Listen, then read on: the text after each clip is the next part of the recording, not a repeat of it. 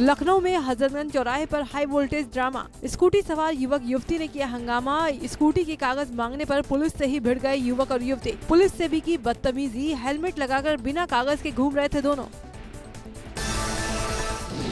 लखनऊ में कांग्रेस के प्रतिनिधिमंडल ने राज्यपाल से मुलाकात की। प्रदेश अध्यक्ष अजय कुमार लल्लू को जेल भेजे जाने के मुद्दे पर विधानमंडल दल नेता आराधना मिश्रा की अगुवाई में राज्यपाल से मिले कांग्रेसी। राज्यपाल ने दिया कांग्रेस नेताओं को आश्वासन।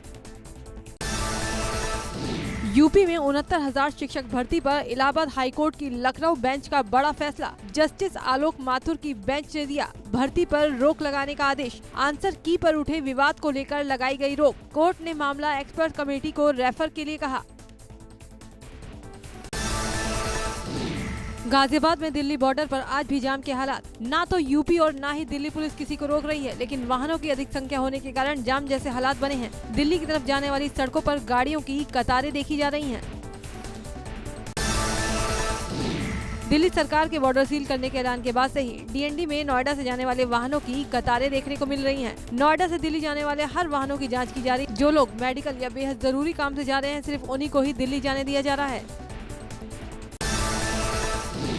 श्रावस्ती में मानवता को शर्मसार करने वाली तस्वीरें सामने आई। मरीज को खुद उसके परिजन रस्सियों से बांधकर और ठेले से झोलाछाप डॉक्टर के यहाँ उसका इलाज कराने ले गए। बताया जा रहा है कि युवक मानसिक रूप से बीमार है। मेरठ के शारदा अस्पताल में 11 दिन के नन्हे मासूम ने 7 दिन में कोरोना वायरस को दी मात। नन्हा कोरोना फाइटर जब डॉक्टर की गोद में अस्पताल से बाहर आया तो लोगों ने तालियां बजाकर उसका स्वागत किया। शारदा अस्पताल से 11 लोगों को डिस्चार्ज किया गया है। मुरादाबाद में नागरिक पुलिस ने बेजुबान पक्षियों की प्यास बुझाने के लिए अभियान शुरू किया है। जवान सड़क पर गुजर रहे लोगों को पक्षियों को पानी पिलाने के लिए मिट्टी के बर्तन फ्री में डिस्ट्रीब्यूट कर रहे हैं। साथ ही लोगों को पक्षियों के प्रति जागरूक भी कर रहे हैं। गोंडा में 5,500 प्रवासी मजदूरों को मनरेगा के तहत काम दिया जा रहा है। 4,870 नए जॉब कार्ड प्रवासी मजदूरों के बनाए गए हैं। मनरेगा में लोगों को रोजगार मिलने से प्रवासी मजदूर काफी खुश हैं। उनका कहना है कि अब वो अपने घर का भरण पोषण कर पा रहे हैं। गाजियाबाद में तीसरे दिन जिला प्रशासन ने जारी किया हेल्थ बुलेटिन। मंगलवार को जिले में 13 संक्रमित लोग के मिलने से हड़कंप मच गया। इसी के साथ कोरोना से संक्रमित होने वाले मरीजों का आंकड़ा 287 से बढ़कर 344 पहुंच गया। जिले में 3 दिनों में 57 लोग पॉजिटिव हुए। बाराबंकी जिले में कोरोना के 4 पॉजिटिव मामले फिर सामने आए। संक्रमित मरीज की पत्नी, बेटे समेत 4 लोगों को हुआ कोरोना। नई रिपोर्ट के साथ जिले में पॉजिटिव लोगों की संख्या 31 हो गई। 4 लोगों को स्वास्थ्य विभाग की टीम ने एम्बुलेंस से L1 अस्पताल पहुंचाया। कैबिनेट मंत्री सुरेश खन्ना पर मंडराया कोरोना संक्रमण का खतरा। मेरठ मेडिकल कॉलेज में सोमवार को जिन मरीजों से मिले थे मंत्री, उनमें से 2 मरीज निकले कोरोना पॉजिटिव। दर्जा प्राप्त मंत्री सुनील भराला भी थे सुरेश खन्ना के साथ। मेरठ में मंगलवार को एक दिन में 15 नए केस मिले। टोटल मरीजों का आंकड़ा पहुंचा 458। मंगलवार को एक महिला की भी मौत हुई। जिले में अब तक 28 कोरोना संक्रमित मरीजों की मौत हो चुकी है। 324 मरीज अब तक ठीक होकर डिस्चार्ज। 106 active case. हरदोई जिले में तेजी से बढ़ रही कोरोना संक्रमण की रफ्तार। एक साथ 15 लोगों की जांच रिपोर्ट निकली पॉजिटिव। शाहाबाद में 6, पिहानी और कोतावा में 2। इसके अलावा संडीला, माधोगंज, मल्लावा, बिलग्राम और सदर में एक मरीज मिले। सभी पॉजिटिव लोग हैं प्रवासी श्रमिक। गोंडा में 4 नए कोरोना पॉजिटिव मरीजों की पुष्टि हुई। रेलवे कर्मचारी निकला कोरोना पॉजिटिव। जिले में कुल मरीजों की संख्या पहुंची 69। 44 मरीज ठीक होकर हॉस्पिटल से डिस्चार्ज। अब जिले में एक्टिव मरीज की संख्या 25। नए मरीज रानी बाजार, परसपुर और खोड़ारा के रहने वाले हैं।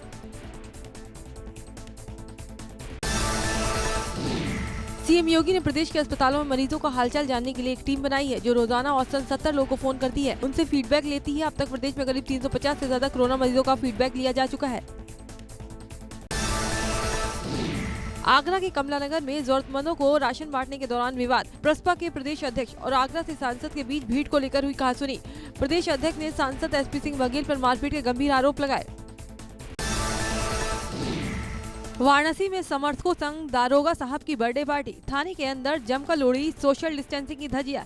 SSP ने लिया मामले का संज्ञान, नोटिस जारी कर मांगा स्पष्टीकरण। ग्रेटर नोएडा के बिसट थाना क्षेत्र के पंचशील सोसाइटी में एक बिल्डर की गुंडई देखने को मिली। बिल्डर के गुर्गों ने प्रीपेड मोटर बदलने के नाम पर जबरन महिलाओं से बदसलूकी और मारपीट की। महिलाओं को आरोप है कि बिल्डर के गुर्गों ने बिल्डर के सीईओ के इशारे पर उन पर पिस्टल भी तानी। सोसाइटी वासियों ने बिल्डर के खिलाफ थाने में तहरीर दी है। पीलीभीत में अधिकारियों की लापरवाही के कारण गरीबों को नहीं मिल रहा अनाज। जांच करने गई खाद्य टीम का लोगों ने किया घेराव। लोगों का कहना है कि वो जिला आपूर्ति कार्यालय के सालों से चक्कर काट रहे हैं, लेकिन अधिकारी कोई कार्रवाई नहीं कर रहे। गाजियाबाद के प्रभारी मंत्री सुरेश खन्ना ने मंगलवार को जिले का दौरा किया। यहां कोविड अस्पतालों का मंत्री ने जायजा लिया। उनके साथ डीएम, एसएसपी समेत स्वास्थ्य विभाग के कई अधिकारी मौजूद रहे। इस दौरान सुरेश खन्ना ने कोरोना पॉजिटिव पेशेंट से फोन पर बातचीत भी की। महामारी की चपेट से बैंड वालों का भी धंधा चौपट। बैंड वालों के चेहरों पर छाई मायूसी। जो शादियों में कमाकर अपनी रोजी का इंतजाम करते थे, आज उनके सामने खाने के लाले पड़े हुए हैं। कोरोना काल में कुछ लोग दिव्यांग होने के बावजूद घर में बैठने की बजाय फ्रंट लाइन में कोरोना महामारी से जंग लड़ रहे हैं। टिहरी के ऐसे ही कोरोना वॉरियर्स हैं फार्मासिस्ट अनुदीप चौहान। दोनों पैर से अपाहिज होने के बाद भी अनुदीप बस अड्डे में बने क्वारंटीन सेंटर में अपनी ड्यूटी निभा रहे हैं। उत्तराखंड में अब 14 दिनों के लिए क्वारंटीन को 21 दिन कर दिया गया है, यानी कि 7 दिनों के संस्थागत क्वारंटीन के बाद 14 दिन होम क्वारंटीन किया जाएगा। इसके साथ ही अगर कोई भी होम क्वारंटीन नियमों का उल्लंघन करता पाया गया तो उसके खिलाफ सख्त कार्रवाई की जाएगी। सीएम त्रिवेंद्र सिंह रावत ने सोशल मीडिया के जरिए प्रदेश के हालात पर बात की। सीएम ने कहा कि कोरोना से बचाव के लिए प्रदेश सरकार के पास पर्याप्त इंतजाम है। मुख्यमंत्री ने ये भी बताया कि एमएसएमई पैकेज से उद्योगों को प्रोत्साहन मिलेगा। सीएम ने कहा, एक देश एक राशन कार्ड योजना को प्रदेश में जल्द लागू किया जाएगा। अर्थव्यवस्था को पटरी पर लाने की हर संभव कोशिश की जा रही है। जब भी सुरक्षित वातावरण होगा, 4 धाम यात्रा को शुरू करने पर फैसला लिया जाएगा। उत्तराखंड में कोरोना संक्रमितों का ग्राफ तेजी से बढ़ रहा है। मंगलवार को प्रदेश में 85 और कोरोना संक्रमित मिले हैं। इन्हें मिलाकर संक्रमित मरीजों का आंकड़ा 1000 के पार हो गया।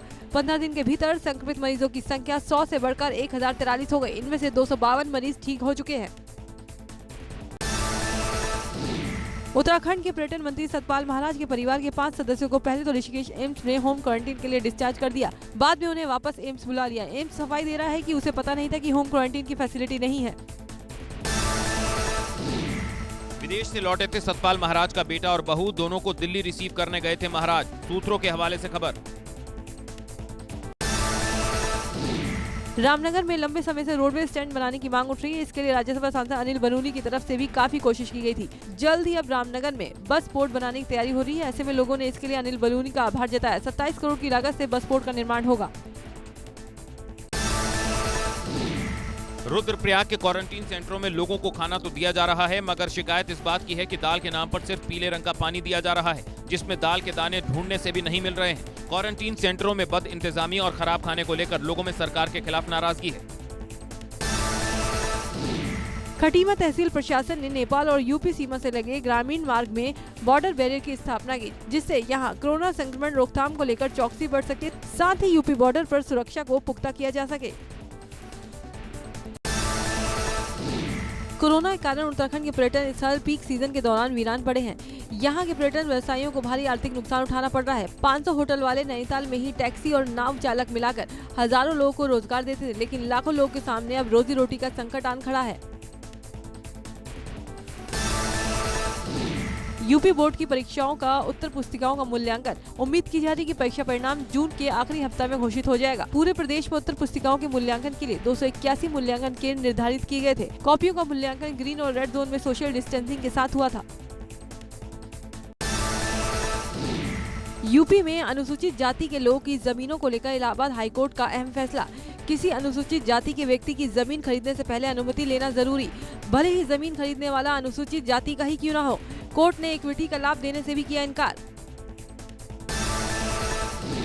केंद्रीय मंत्री स्मृति ईरानी ने विदेश मंत्री एस जयशंकर से अपने संसदीय क्षेत्र अमेठी के एक युवक का शव मंगाने के लिए चिट्ठी लिखी है। युवक का नाम अभयराज है, जिसके अफ्रीका के तंजानिया में मलेरिया की वजह से मौत हो गई थी। अंतर्राष्ट्रीय उड़ानों पर पाबंदी की वजह से मृतक अभयराज का शव और उसकी पत्नी और बच्चे वहीं फंसे हुए हैं। बाराबंकी में 2 भाजपा विधायकों ने जिले में फैले भ्रष्टाचार के खिलाफ आवाज बुलंद की। उन्होंने मुख्यमंत्री को पत्र लिखा, जिसमें जैतपुर कोतवाली में तैनात 2 थाना प्रभारी और 3 सिपाहियों पर भ्रष्टाचार का आरोप लगाते हुए उच्च स्तरीय जांच की मांग की। हरदोई से भाजपा विधायक श्याम प्रकाश ने अधिकारियों के द्वारा किए जा रहे भ्रष्टाचार पर खुलेआम आरोप लगाते हुए सनसनी फैला दी। विधायक का कहना है कि सरकार काम अच्छा कर रही है, लेकिन निचले स्तर के अधिकारी अभी भ्रष्टाचार में संलिप्त है, जिसके चलते गाँव में विकास ठप पड़ा है। बसपा अध्यक्ष मायावती ने अमेरिका में हो रही हिंसा के मुद्दे के बहाने भारत में मजदूरों के पलायन को जोड़ने की कोशिश की है। मायावती ने इस मुद्दे पर एक ट्वीट किया, जिसमें उन्होंने अमेरिका में हो रहे प्रदर्शनों को लेकर केंद्र सरकार को चेतावनी दी। अयोध्या में राम मंदिर का निर्माण शुरू हो गया है। कहा यह जा रहा है कि अब 2 साल में मंदिर का प्रथम तल बनकर तैयार हो जाएगा। ये काम इसलिए भी पूरा करने की तैयारी की जा रही है ताकि 2022 के चुनावी नतीजों से पहले रामलला को मंदिर में स्थापित कर दिया जाए। रक्षा मंत्री राजनाथ सिंह ने भारत और चीन की सीमाओं के बीच लगभग 1 महीने से चले आ रहे गतिरोध के संदर्भ में कहा कि पूर्वी लद्दाख में चीनी सैनिक अच्छी खासी संख्या में आए हैं और भारत ने भी स्थिति से निपटने के लिए सभी आवश्यक कदम उठाए हैं। दोनों देशों के सैन्य अधिकारियों के बीच 6 जून को बैठक निर्धारित की गई है। राजनाथ सिंह ने आश्वस्त किया कि भारत अपनी स्थिति से पीछे नहीं हटेगा। पूर्वी लद्दाख में संवेदनशील क्षेत्रों में वर्तमान स्थिति के बारे में पूछे जाने पर उन्होंने कहा कि चीनी वहां तक आ गए हैं जिसका वो अपना क्षेत्र होने का दावा करते हैं, जबकि भारत का मानना है कि ये उसका क्षेत्र है। प्रधानमंत्री नरेंद्र मोदी और अमेरिकी राष्ट्रपति डोनाल्ड ट्रंप के बीच मंगलवार शाम फोन पर लंबी बातचीत हुई। दोनों नेताओं ने भारत चीन सीमा तनाव से लेकर कोरोना संकट, विश्व स्वास्थ्य संगठन के सुधारों और अमेरिका में हुए विरोध प्रदर्शन को लेकर बातचीत की। डोनाल्ड ट्रंप ने नरेंद्र मोदी से कहा कि वो अगले हफ्ते तक भारत को अनुदान में दिए गए 100 वेंटिलेटर की पहली खेप भेजने को तैयार है। व्हाइट हाउस ने बताया कि राष्ट्रपति ट्रंप ये घोषणा करते हुए बेहद खुश थे। इस दौरान डोनाल्ड ट्रंप ने प्रधानमंत्री नरेंद्र मोदी को G7 सम्मेलन के लिए न्योता दिया और इस समूह के सुधार पर भी चर्चा की। राष्ट्रपति ट्रंप ने भारत को G7 में शामिल करने की भी इच्छा जताई। जालौन में खनन माफिया के हौसले बुलंद, खनिज विभाग की टीम पर किया हमला। ट्रक से खनिज विभाग के कर्मी ने कूदकर बचाई अपनी जान। ओवरलोडिंग पर कार्रवाई कर रही थी खनिज विभाग की टीम। अधिकारियों ने पुलिस में दी तहरीर। कोटद्वार में वन विभाग की दबंगई देखने को मिली। वन गुर्जरों के 4 परिवारों की झोपड़ी में आग लगा दी गई। डीएफओ ने पार्षद के साथ भी बदसलूकी की। पीड़ित परिवार का कहना है कि कोविड-19 के दौरान वो छोटे छोटे बच्चे और महिलाओं बुजुर्गों को लेकर कहाँ जाएंगे। पंतनगर कृषि विश्वविद्यालय के छात्र ने युवती से छेड़छाड़ की। पीड़िता के भाई की तहरीर पर पुलिस ने मुकदमा दर्ज करते हुए आरोपी को गिरफ्तार कर लिया। आरोपी ने पूछताछ में बताया कि वो अफगानी मूल का रहने वाला है। दिल्ली में दिन दिहाड़े भाजपा नेता की हत्या कर दी गई। पूर्वी दिल्ली के वेस्ट विनोद नगर से पूर्व निगम प्रत्याशी राहुल सिंह और भूरू सिंह को 6 गोलियां मारी गई। राहुल सिंह पर हमला बुधवार सुबह उस वक्त हुआ जब वो मॉर्निंग वॉक पर निकले थे। 8 महीने पहले भी राहुल सिंह पर जानलेवा हमला किया गया था। एटा के नयागांव थाना क्षेत्र में बेखौफ दबंग, जमीनी रंजिश को लेकर युवक की गोली मारकर हत्या। मौके पर पहुंचे वरिष्ठ पुलिस अधीक्षक एटा और भारी पुलिस फोर्स ने सभी नामजद 6 हत्या आरोपियों को गिरफ्तार कर दिया। घटना से इलाके में तनाव का माहौल। मुरादाबाद के मंझोला में बच्चों के मामूली विवाद में एक महिला की लोगों ने पीट कर हत्या कर दी और मौके से फरार हो गए। पुलिस ने 6 आरोपियों के खिलाफ मुकदमा दर्ज कर लिया। आरोपियों में महिलाएं और एक दिव्यांग भी शामिल है।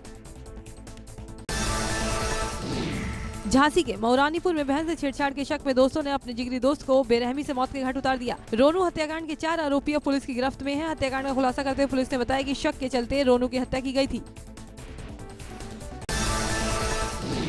मेरठ के मवाना में शातिर लुटेरे ने थाने पहुंचकर किया सरेंडर।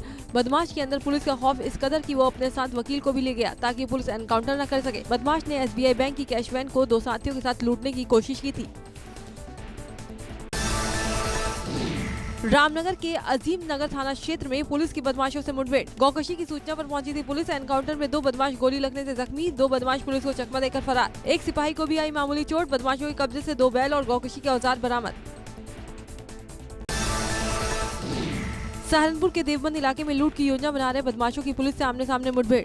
दोनों ओर से हुई कई राउंड फायरिंग में एक बदमाश गोली लगने से घायल। दूसरा बदमाश जंगल के रास्ते भागने में कामयाब। पकड़े गए बदमाश के कब्जे से एक पिस्टल और कारतूस बरामद। उन्नाव के बांगरमऊ में अनियंत्रित ट्रैक्टर ने बाइक में मारी जोरदार टक्कर। हादसे में बाइक सवार 2 लोगों की घटनास्थल पर हुई मौत। ट्रैक्टर सहित चालक मौके से फरार। पुलिस ने शवों का पंचनामा भरकर पोस्टमार्टम के लिए भेजा। फतेहपुर के बांदा सागर मार्ग में तेज रफ्तार ट्रक ने बाइक सवार 2 महिलाओं सहित 3 लोगों को कुचल दिया, जिससे 2 महिलाओं की मौके पर मौत हो गई जबकि एक युवक गंभीर रूप से घायल हो गया। मौत के बाद स्थानीय लोगों ने सड़क जाम कर हंगामा कर दिया। आबादी वाले क्षेत्रों में जंगली जानवरों के आने से बढ़ रहे मानव वन्य जीव संघर्ष के मामलों पर रोक लगाएगी IIT रुड़की। IIT रुड़की ने तैयार किया एनराइडर नामक मशीन। वन विभाग ने एनराइडर मशीन का ट्रायल शुरू कर दिया है। ट्रायल सफल होने पर एनराइडर मशीन का इस्तेमाल किया जाएगा।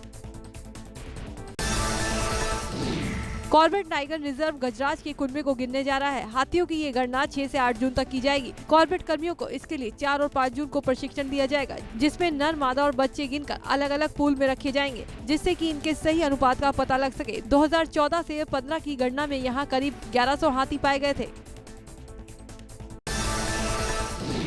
काशीपुर में जंगल से रास्ता भटककर एक चीतल शहर में आ गया। इस दौरान कुत्तों के हमले के दौरान चीतल अपनी जान बचाने के लिए नहर में कूद गया। लोगों की जानकारी देने पर वन विभाग की टीम मौके पर पहुंची, जिसके बाद चीतल को रेस्क्यू किया गया।